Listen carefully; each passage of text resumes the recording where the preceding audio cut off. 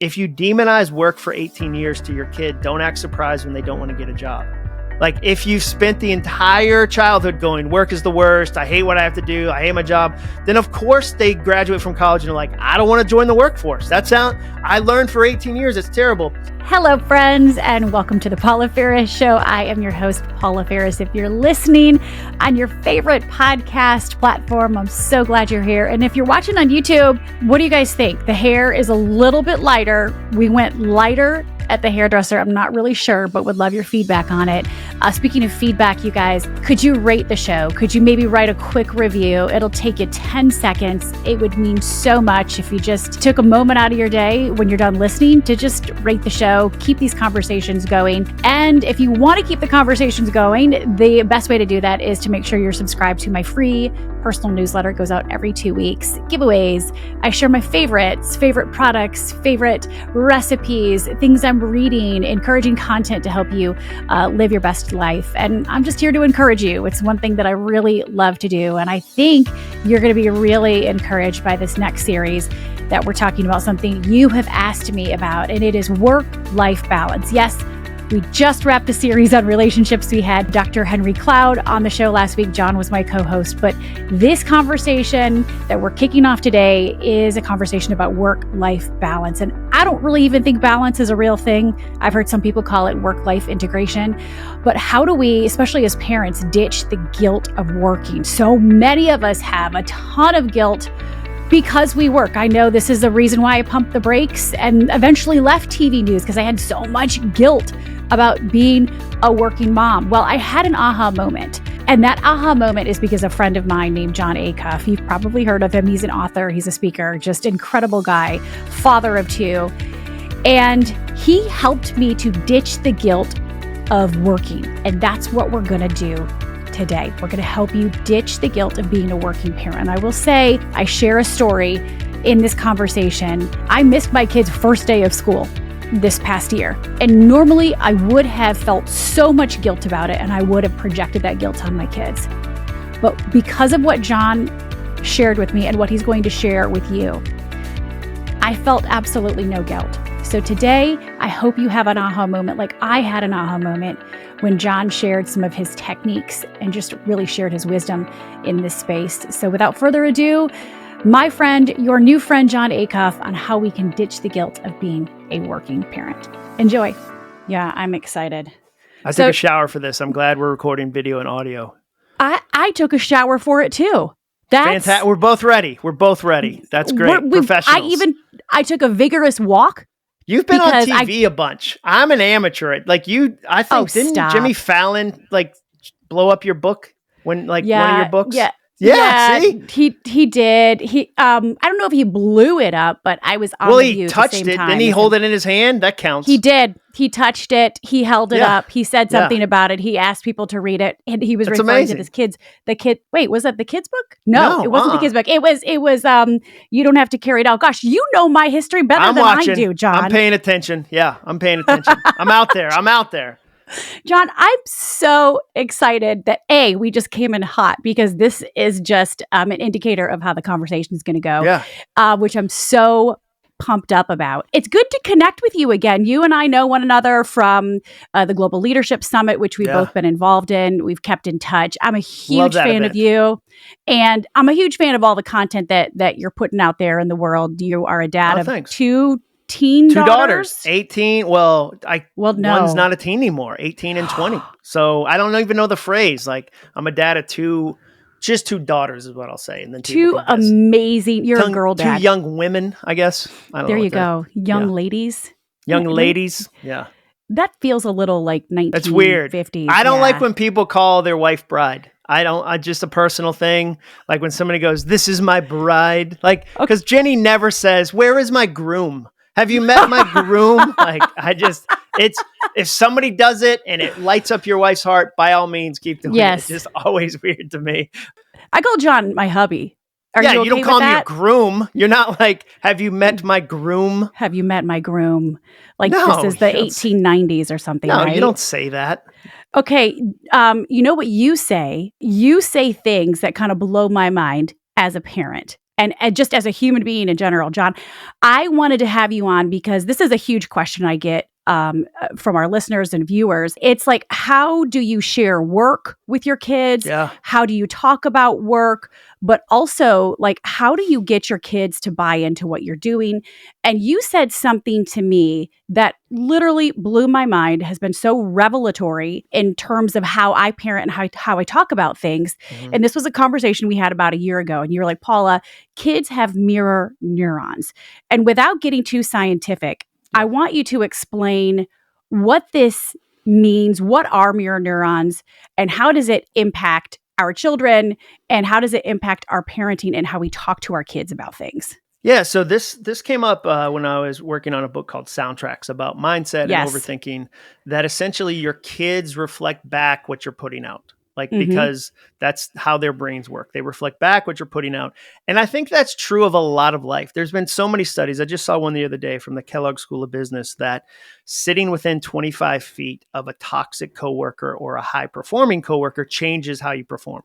It was a $12,000 hit in your performance if you sat next to near somebody toxic. 25. I'm glad I work from home. Yeah. Although exactly. my husband, sometimes Your he's a little groom toxic. is so high performing. My groom is right around the corner in his office, and he can be a little toxic. So we'll keep an eye on him. And so I think that's part of it. So the story you're referring to specifically is I was being really negative about business travel. So I was like, because a lot of parents feel guilt about it. And my wife, 100% we do. I'm so sorry. I'll be gone. I'll be home in 3 sleeps. Like I was doing the whole, like I was leaving for Nam every time I would go on a 2-day business trip to Tulsa. And so my wife pulled me aside and was like, hey, you're teaching them sadness right now. Like, hey, you're asking them to hold your guilt because you don't want to hold it. And she said, we're not mad you're doing this. We're proud of you for pursuing a dream. We're proud of you for working hard. So we need to celebrate your exit, not shame it. Because what I would do is I would come to my kid and go, hey, you know how you're enjoying life? I'd like to ruin that for a minute and give you a lot. Like, I'm a terrible parent. This is a terrible thing. And then the flip side of that, which you and I talked about, is if you demonize work for 18 years to your kid, don't act surprised when they don't want to get a job. That's like right. If you've spent the entire childhood going, work is the worst, I hate what I have to do, I hate my job, then of course they graduate from college and are like, I don't want to join the workforce. I learned for 18 years, it's terrible. So what we do instead, like one of our soundtracks that we say as a family came from a friend of mine named Shane. One is bags of gold are heavy. Bags of gold are heavy. They take work. And sometimes you got to go pick them up in Tulsa because that's where they are. Like they take getting up early. Like good things take good work. So we say bags of gold are heavy. And so like if my daughter's studying, she's doing 5 ACT practice tests. We're like, good for you. Good for you. Bags of gold are heavy. And if you get that, if you get a certain level, you can get scholarships. Like awesome. You're doing the hard work. So we find ways to celebrate work. We're not dishonest about it. We say it's challenging. We say it's hard, but we also talk about the great things that come with it. So if we were at Disney World when my kids were young, I would say, remember that time I missed that thing because I was in California at that other thing? That helped pay for this moment. And those things are connected. They're not divorced. They're connected. And we put a priority on, giving our best and doing our best and recognizing that it's connected. So we're really deliberate about giving them that. Like another thing I say is if you want a hardworking 16-year-old, teach a 6-year-old hard work and give them 10 years to practice. If you want a kind 18-year-old, teach them kindness at 8 and give them 10 years to practice. So Jenny, my wife, is always saying, we're not raising kids, we're raising adults. We're not raising kids, we're raising adults. So what are we teaching them in this moment that we want to give them lots of time to practice? Going back to that story. So Jon, your wife, Jenny, was upset with you because she's like, here I am, trying to hold down the fort. I was wrecking it. You were totally wrecking. I was stirring up the kids. Yes, I was stirring up the kids and then leaving. Yeah, but tell what would happen. You'd call them up and you'd be like, I miss you so much. I'm sorry. Yes. I'm the worst. Or, I don't want to have to do this. I don't, and I've even seen friends of mine who are speakers complain about travel on Instagram. And I always go, you're insulting the client. You should be so grateful. Like, don't go like, I can't, because the client is then going, hey, we're sorry we tried to pay you and have you do something you love. Our bad for that. Like, don't do that. Like, I want it to be, a celebration. And so I would stir the kids up. I'd get them emotional. I'd get them sad. And I'd be like, deuces, Jenny, like, good luck with this. Yeah. Like, they seem like now that I've got them crying. And so it's little things. It's, hey, I get to go to Orlando this week. I'm so like, Dad's got to go to Orlando for 2 days. Here's when I'll be home.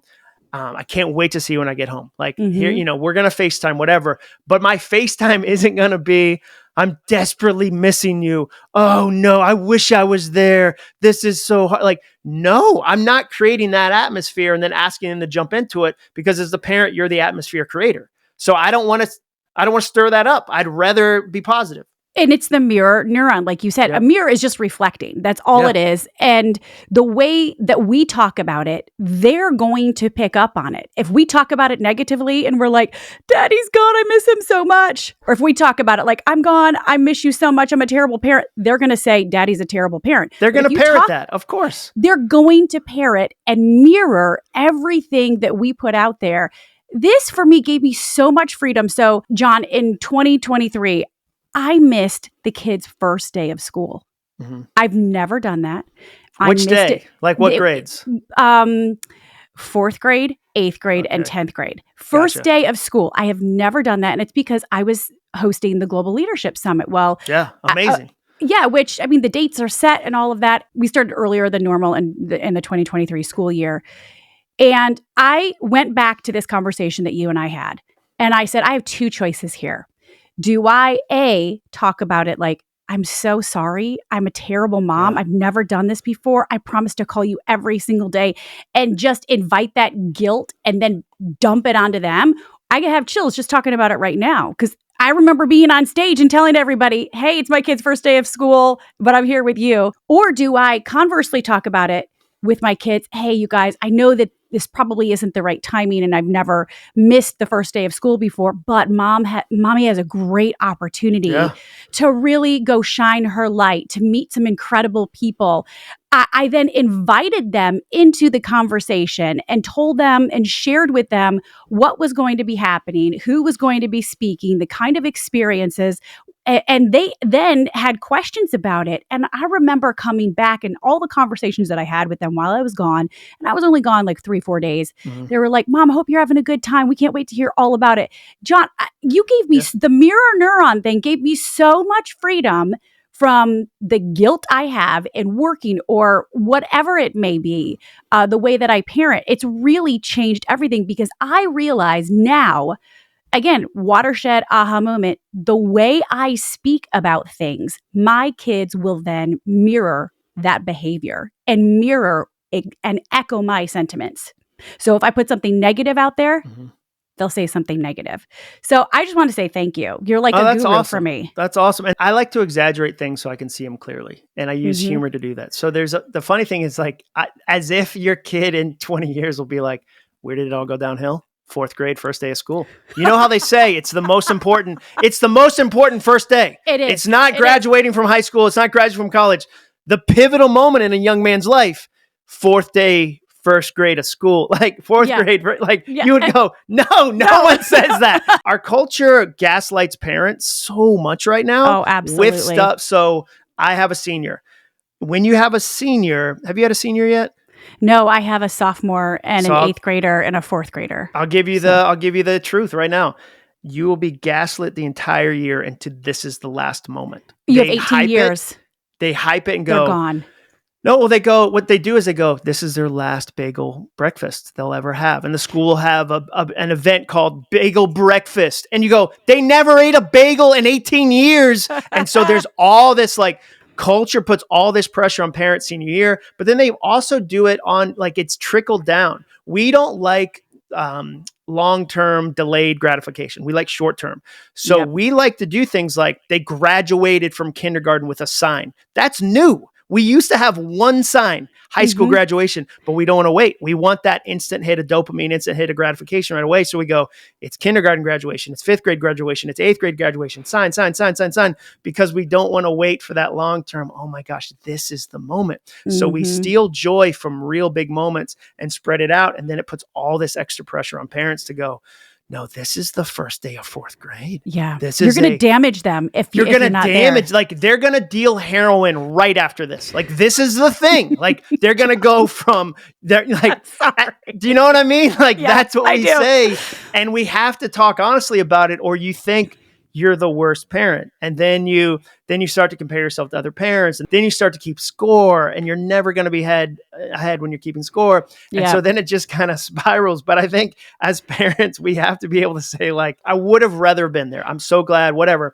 But it was the fourth grade, first day of school. Like, first day of high school is different. Sophomore, it wasn't even senior year. It was sophomore year. Sophomore year, like, man, 10th grade is when it all happens. Like, no, it's not. It's 10th grade. Like, so I think we put this cultural pressure, and it's related to all these moments we feel like we have to celebrate, all these, like, an Instagram. Like, I remember we were at a birthday party once for like a 2-year-old, and the mom felt like the banner and the balloons color-wise didn't match. And she said, Instagram fail.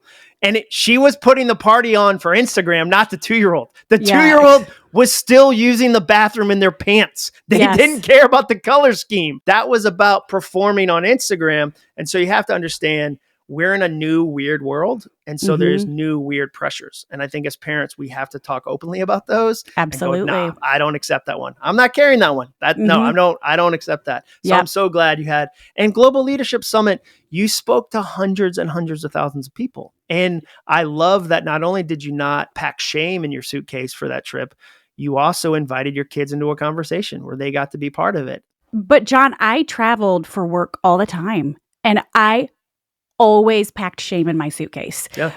If I was gone one night, the rule was, mommy will get you a gift for every night she's gone. Yeah. And so can you imagine then that, like, the way that I'm already demonizing work? And here's the reality. Most parents just have to work these days. It's just the reality. But what about those parents? Like, you and I love what we do and love these calls that have been placed on our lives. A lot of parents are just working to pay the bills. They're not really enjoying their job. Like, how do you talk about it, and how do you have that conversation still in a positive way so that you're not demonizing work if you're a parent that doesn't really love the job you have, but you have to have it to put food on the table? How do you have that conversation? I think that's 100% true, because it's really tough out there. Like, every time I go to any store, I'm like, how are people doing it? Like, I don't, like, anytime I eat at a fast food restaurant either, I'm like, how are people doing it? I think it's really tough out there. I think the thing you can ask as a parent is, what do I want to teach my kids? Like, what are the character traits? What are the principles? Take the job off the table.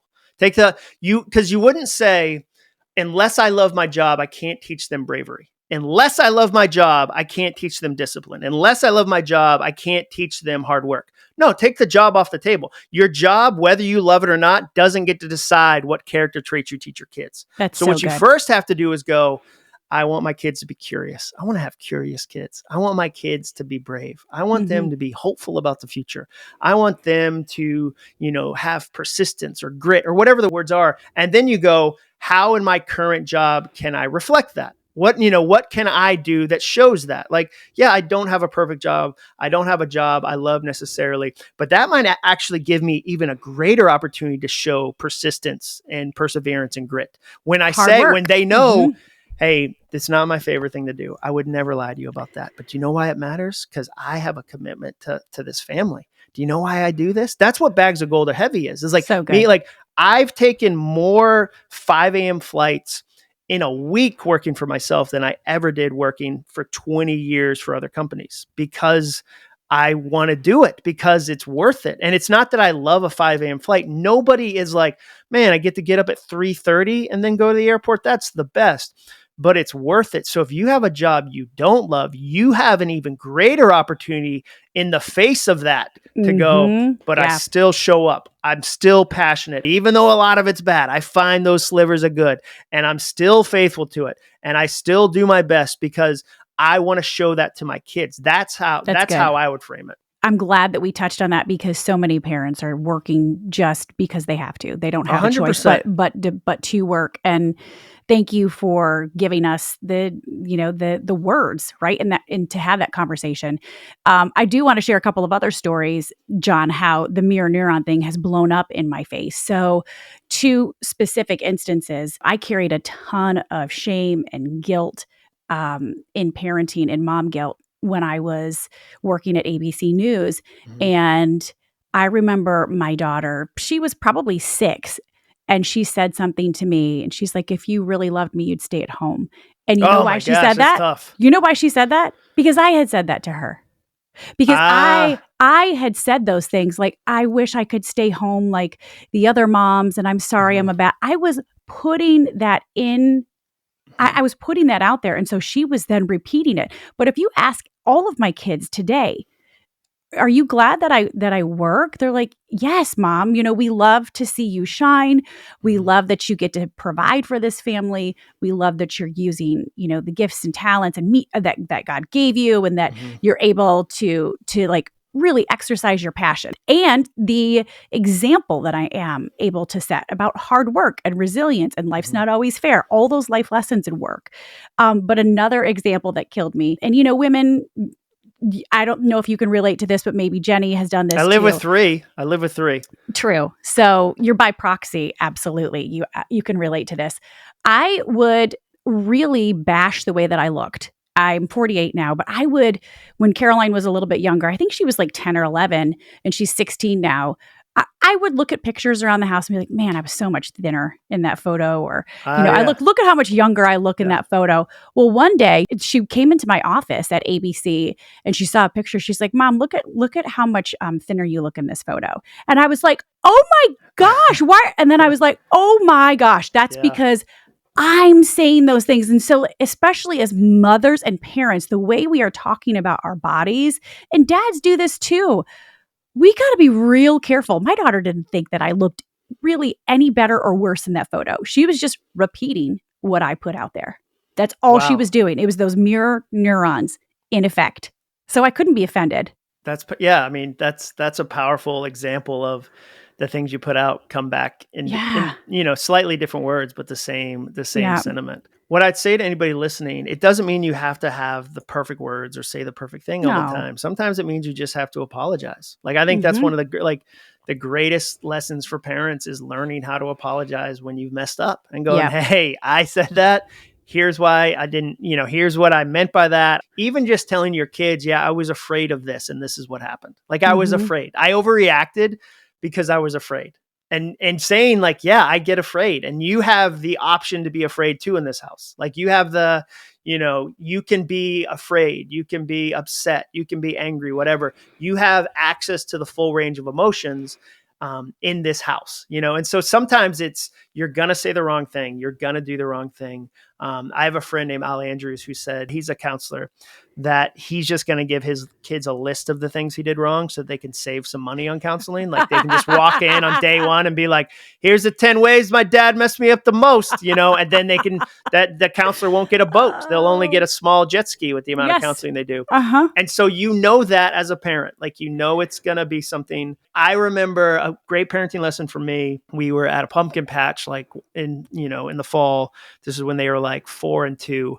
And we were leaving, and we had like an hour drive back, and my 4-year-old jumped in a big puddle, and I totally overreacted. Like, she had jumped into lava. Like, I was like, no. Cause I was kind of picturing she's soaking wet in the car. We got to ride for an hour. We don't have a change of clothes, like all these things. And this old man who was I was 25 at the time. He was probably 70. He was like, son, it's just a puddle. It's just a puddle. And I felt initially this deep shame of he's right. And then I felt this learning of, no, he's right. So much of life is a puddle. And if we that's one of my soundtracks. It's just a puddle. It's just a puddle. There's serious things that happen, of course. But a lot of the things that I'm tempted to overreact to as a parent, a single bad grade, 10 minutes coming home late, a messy room. I always joke, my kids can't see the dishwasher. Like, they can see the sink, but 12 inches away, they can't see the dishwasher. Like, it's close. They're practically spooning those two things. But when they have a dirty dish, they put them in the sink. Those are puddles. They're puddles. So that became a soundtrack for me of, where am I overreacting? And is this just a puddle? It's just a puddle. Yep, that's so good. You mentioned something that's really important too, and I've talked about it. So I did a January series where I talked about things I'm learning as a mom, a wife, a leader, about feeling unqualified. One of the things in relationships is to be quick to say I'm sorry, and even quicker to say I forgive you, so that you have that, like you said, in this house, we can make mistakes. In this house, we say we're sorry. In this house, we are quick to forgive. But I mentioned you specifically in the series when I was talking about feeling unqualified and trying new things, because Jon, I think we can get in our head and we can tell ourselves negative things. It's those negative soundtracks. And something that you say really helps to get me out of that space. Is it true? Is it kind? Is it helpful? And usually, like, if you throw whatever it is against those three things, you're rarely getting past number one. But if it is true, is it kind? No. Is it helpful? Absolutely not. Can you talk a little bit about that and how important that is to bounce whatever that feeling of unqualification or whatever that soundtrack is against those three questions? Well, so that came from this book I wrote called Soundtracks about mindset. And I wrote it because I needed it. The best books I write are the ones I need.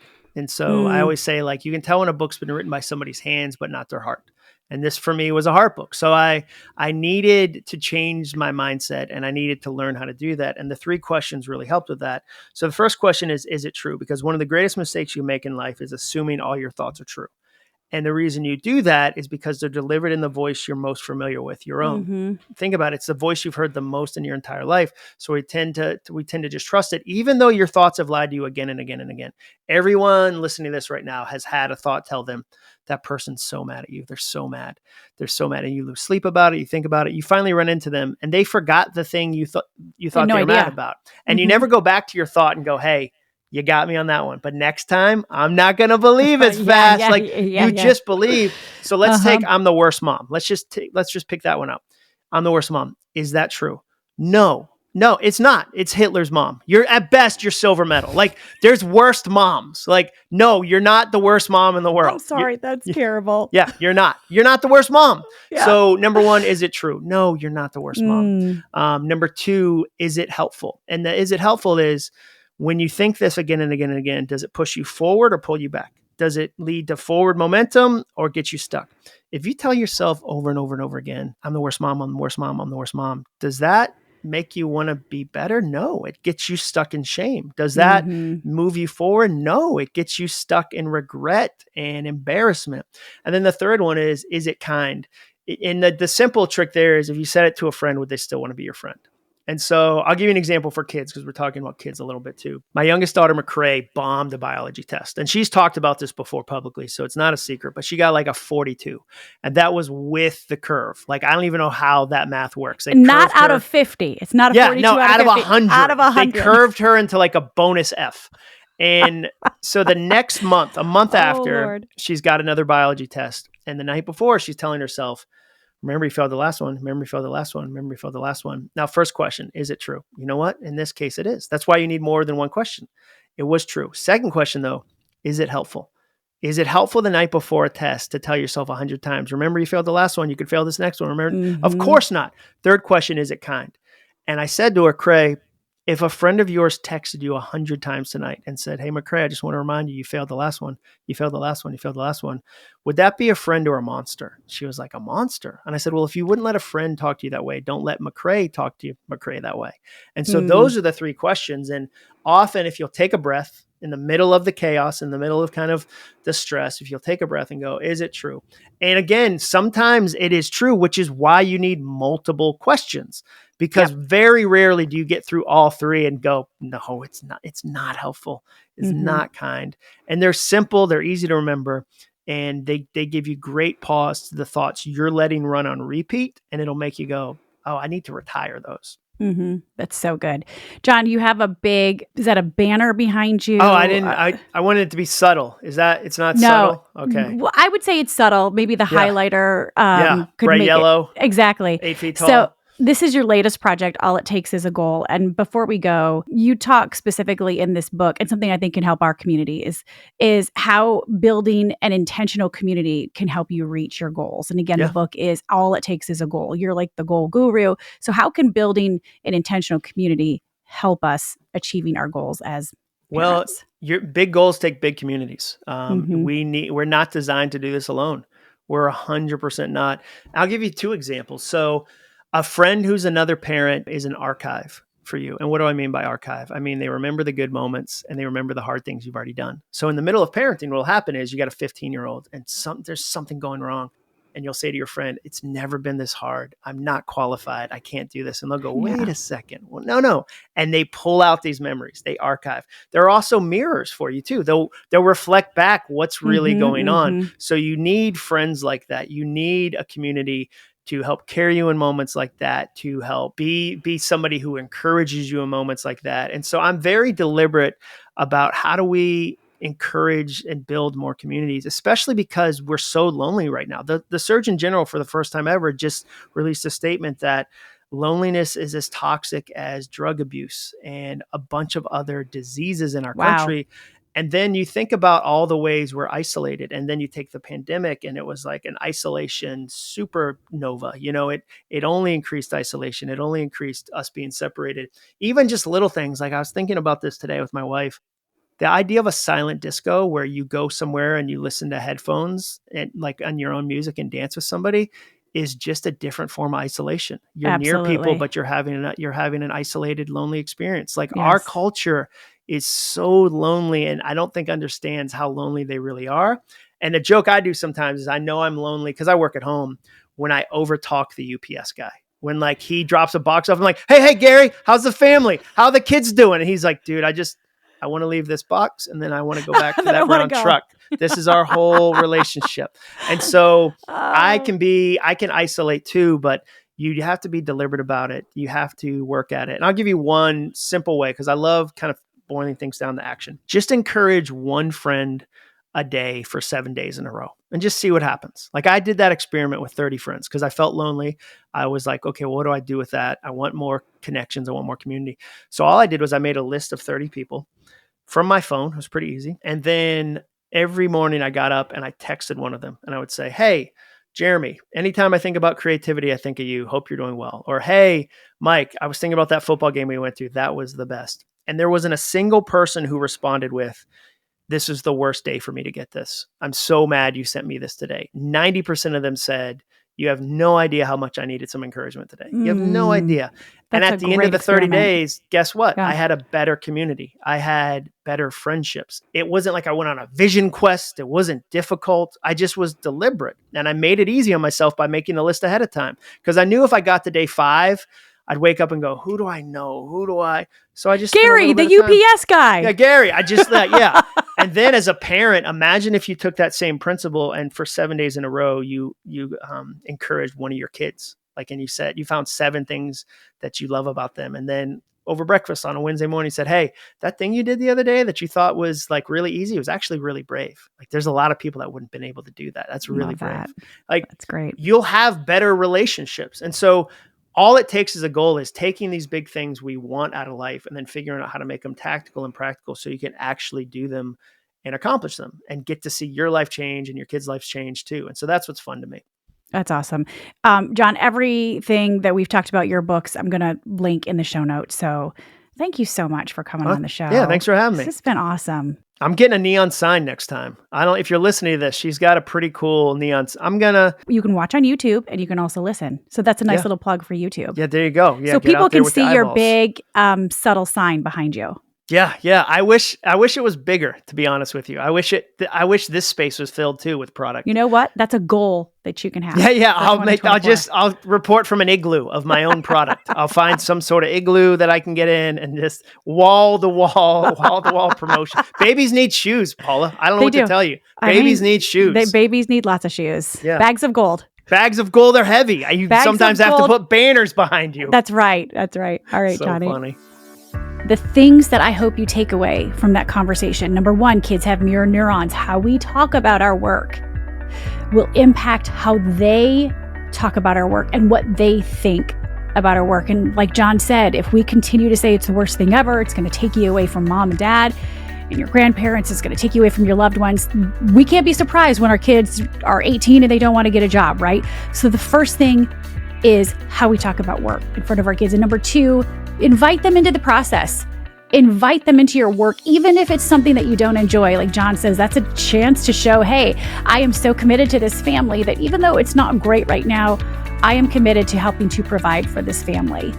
So those are two things that I hope you take away. Next week, as we continue this conversation about work-life integration, I have my very dear friend, Dan Harris, on the show. Dan's my former co-anchor at GMA. He remains one of my best friends to this day. And Dan left ABC News a couple of years ago because he said he wanted to be a more present father. So what do you do when your career doesn't jive with your family? We're going to catch up with Dan. He's going to talk about how he made the decision and if he's glad he did. Now, I will tell you, this is a very spicy conversation. Very spicy. I left some choice words in it, but I do not want to censor my friend. You are going to love this conversation, though. Dan also talks about the pressure on men to provide for the family and how much fear played into that when he was walking away from ABC. So it's a conversation you guys want to talk about. We're going to talk about it next week and can't wait to see you then. I know you guys thought you were done with me, but not quite yet. I have one more thing to tell you about. If you're watching on YouTube or you're listening on your favorite podcast platform, don't forget to subscribe to the show. I don't want you to miss a single beat or a single conversation. And remember, my DMs are always open. Tell me what you want to talk about.